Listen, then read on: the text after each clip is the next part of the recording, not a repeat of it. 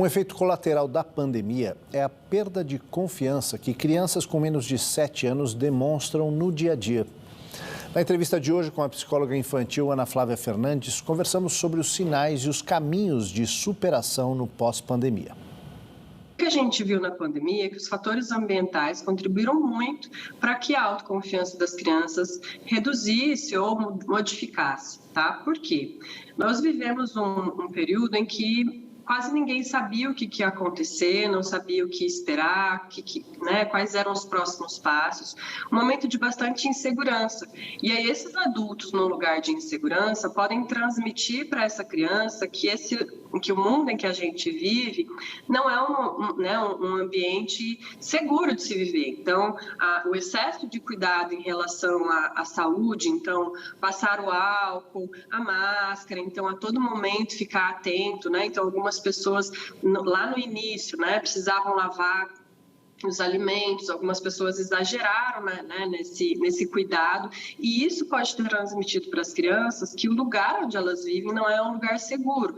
E aí, obviamente, isso vai impactar na questão da confiança dessa criança. O confinamento também tem influência nisso, no contato com os outros? Sim, nós somos seres sociais, né? Então, nosso desenvolvimento ele vai acontecer muito na interação com as outras pessoas.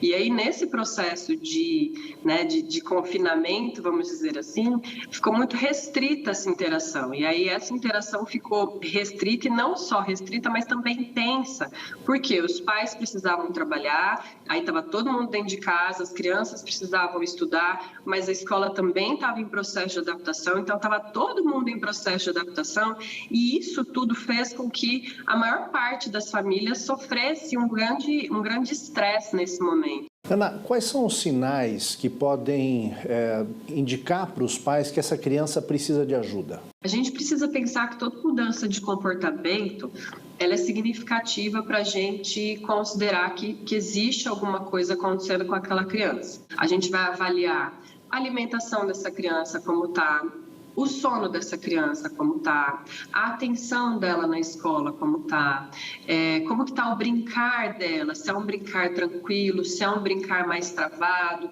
Esses sinalizadores, eles vão contar para a gente qual é a dificuldade dessa criança, tá?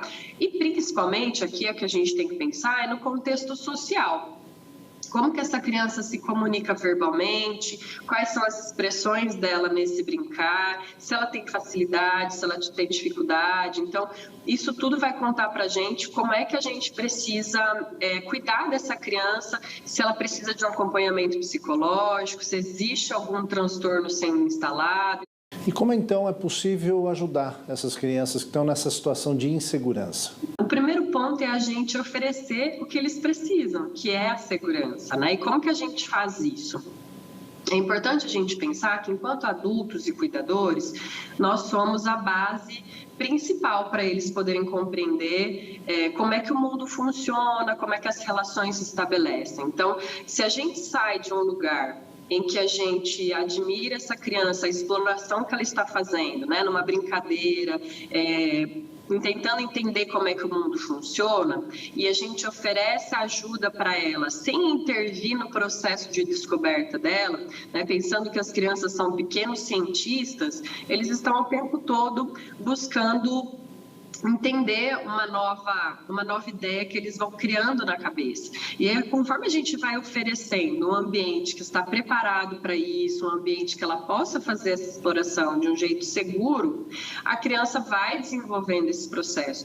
A gente está falando aqui de crianças que não têm nenhum tipo de transtorno, tá? Nenhum transtorno associado. Então, se a criança não tem nenhum sinalizador mais importante, mais significativo, que traga prejuízos para o funcionamento da vida dela, a gente consegue dar esse suporte tranquilamente. O nosso desafio é ajudar essa criança a fazer essas explorações e, no retorno, ela também sentir essa segurança de que tá tudo bem ela cometer algum equívoco. A maneira como a gente vai responder a essas explorações faz uma enorme diferença para que as crianças se sintam mais seguras ou menos inseguras, aumente a autoestima ou diminua a autoestima delas, que é o que está tudo associado com essa capacidade de desempenhar a autonomia delas, que é o que elas buscam nesses primeiros 7 anos, né, principalmente nesses primeiros 7 anos de vida.